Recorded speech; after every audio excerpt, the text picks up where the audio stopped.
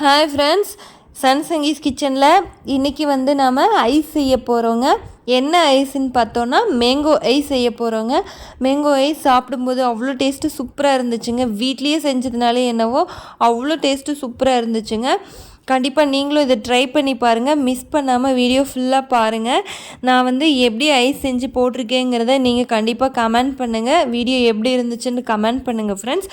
கண்டிப்பாக Sun Sanghis kitchen மறக்காமல் subscribe பண்ணிவிட்டு பாருங்கள் ஃப்ரெண்ட்ஸ். வாங்க வீடியோக்குள்ளே போய் எப்படி மேங்கோ ஐஸ் செய்யலான்ட்டு பார்க்கலாம். ஃபஸ்ட்டு மிக்ஸி ஜார் எடுத்துக்கலாம், மேங்கோ எடுத்துக்கலாம். இந்த மேங்கோவில் வந்து எனக்கு ஒரு மேங்கோ மட்டும்தான் பழமாக இருந்துச்சு. அதனால் அந்த பழமாக இருக்கிற மாம்பழத்தை மட்டும் நான் கட் பண்ணி ஜாரில் சேர்த்திக்கிட்டேன். தோலை எடுத்துகிட்டு உள்ளே இருக்க சதை மட்டும்தான் நம்ம சேர்த்திக்கிறோம் மாங்காவில். அந்த மேங்கோ பீசஸில் இப்போ ஜாரில் சேர்த்திட்டு நம்ம மிக்சியில் வச்சு நல்லா அரைச்சிக்க போகிறோம். மிக்சியில் வந்து நம்ம அரைக்கும்போது இது கூடவே நாம் சர்க்கரை போட்டு அரைச்சிருந்தா பரவாயில்லைங்க, ஒரே வேலையாக வேலை முடிஞ்சிருக்கும். நான் வந்து சர்க்கரை போடாமல் மறந்துட்டேங்க. அதனால் ஃபஸ்ட்டு மேங்கோ பீசஸை அரைச்சதை மட்டும் இப்போ நான் வந்து இந்த பாத்திரத்தில் ஊற்றிக்கிறேன். தண்ணி சேர்க்காமல் அப்படியே அரைச்சோம். அதனால் அந்த பாருங்கள் எவ்வளோ கெட்டியாக வந்திருக்கு. இது அப்படியே நாம் அந்த குட்டி பாத்திரத்தில் கொட்டிக்கிறோம். இந்த மூடியில் இருக்கிற பீஸ் கூட நம்ம வேஸ்ட்டு பண்ணக்கூடாது. அதனால் எல்லாத்தையும் வலித்து போட்டுட்டு இப்போ சர்க்கரை எவ்வளோ தேவையோ இனிப்புக்கு தேவையான அளவுக்கு நம்ம சர்க்கரை சேர்த்திட்டு கொஞ்சமாக சர்க்கரை கரையிறதுக்கு தண்ணி சேர்த்தி நல்லா கரைச்சிக்கலாம்.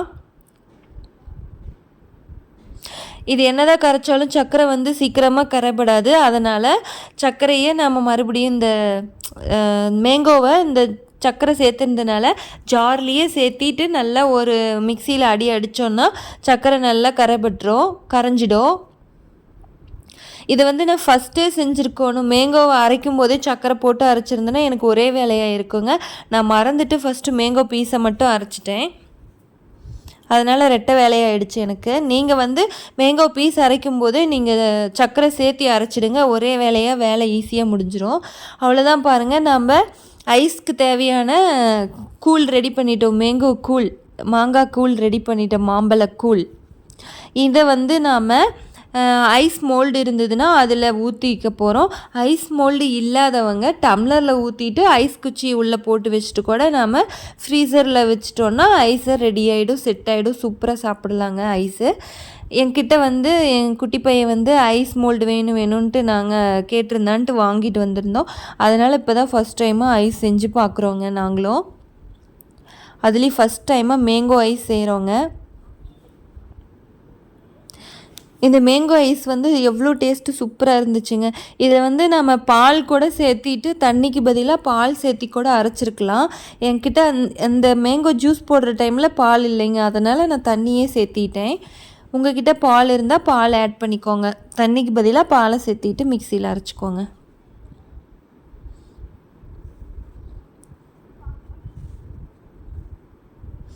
ஐஸ் மோல்டில் வந்து எல்லா குழியிலையும் ஊற்றிட்டோம். லாஸ்ட்டாக ஒரு குழிக்கு பத்தில் இன்னொரு குழியில் அரை குழி மட்டும்தான் மேங்கோ கூழ் அது வந்து ஊற்றிருக்கோம். அதனால் ஜாரில் இன்னும் கொஞ்சம் தண்ணி ஊற்றி அதையும் அந்த பாத்திரத்தில் இன்னும் கொஞ்சம் தண்ணி ஊற்றி கரைச்சி அதையே இந்த ஒரு குழியில் ஊற்றிட்டோங்க. ஊற்றிட்டு இப்போ மூடிக்க போகிறோம். எல்லாத்தையும் ஊற்றி முடிச்சாச்சு. இப்போ ஐஸ் அப்படியே செட் ஆகிற வேலை தான். இதை கொண்டு போய் நம்ம ஃப்ரீசரில் வச்சிடலாம். எவ்வளோ ஈஸியான வேலைங்க இது. செய்யாமல் இவ்வளோ நாள் குழந்தைங்களுக்கு ஐஸ் நான் கடையில் வாங்கி கொடுத்துட்டு இருந்துட்டேங்க. ஃப்ரீசரில் வச்சு நம்மளுக்கு வந்து நான் ஃபஸ்ட் நாள் சாயந்தரமாக வச்சேங்க. நான் இது அடுத்த நாள் காலையில் தான் எடுத்தோம். எந்தளவுக்கு ஐஸ் செட் ஆகிருக்குன்னு பார்க்கலாம் வாங்க. கிட்டத்தட்ட ஒரு 18 மணி நேரத்துக்கு மேலே ஆகிடுச்சுங்க. நான் இதை ஃப்ரிட்ஜுக்குள்ளே வச்சுட்டு ஃப்ரீசரில். அது வந்து ஐஸ் மோல்டை வந்து நம்ம அடியில் தண்ணியில் நனைச்சிட்டோன்னா நம்ம மேலே குச்சி எடுக்கும்போது ஐஸ் ஈஸியாக மேலே வந்துடுங்க. தண்ணியில் வந்து அடியில் நனைக்காமல் எடுத்தோன்னா சீக்கிரமாக அந்த கப்பை விட்டு ஐஸ் மேலே வராது. இப்போ பாருங்கள், சூப்பராக ஐஸ் வந்திருக்கு. பார்க்கவே எவ்வளோ அழகாக இருக்குது பாருங்களேன். எங்களுக்கு சாப்பிடும்போதும் டேஸ்ட்டு சூப்பராக இருந்துச்சுங்க. இந்த வெயிலுக்கு அடிக்கிற ஹீட்டான வெயிலுக்கு அப்படியே ஜில்லுன்னு சாப்பிட்றதுக்கு சூப்பராக இருந்ததுங்க. கண்டிப்பாக நீங்களும் இந்த ஐஸை இதே மாதிரி நீங்களும் ரெடி பண்ணி சாப்பிட்டு பாருங்கள். இந்த வீடியோ உங்களுக்கு பிடிச்சிருந்துச்சுன்னா லைக் பண்ணுங்கள் ஃப்ரெண்ட்ஸ். உங்கள் ஃப்ரெண்ட்ஸ்க்கெலாம் ஷேர் பண்ணுங்கள். சன் சங்கீஸ் கிச்சனுக்கு மறக்காமல் சப்ஸ்கிரைப் பண்ணுங்கள் ஃப்ரெண்ட்ஸ். ஐஸ் பாருங்கள், பார்க்கவே ஒவ்வொன்றும் அழகாக இருக்குது. கண்டிப்பாக லைக் பண்ணுங்கள் ஃப்ரெண்ட்ஸ். மறுபடியும் அடுத்த வீடியோவில் சந்திக்கலாம். பாய்.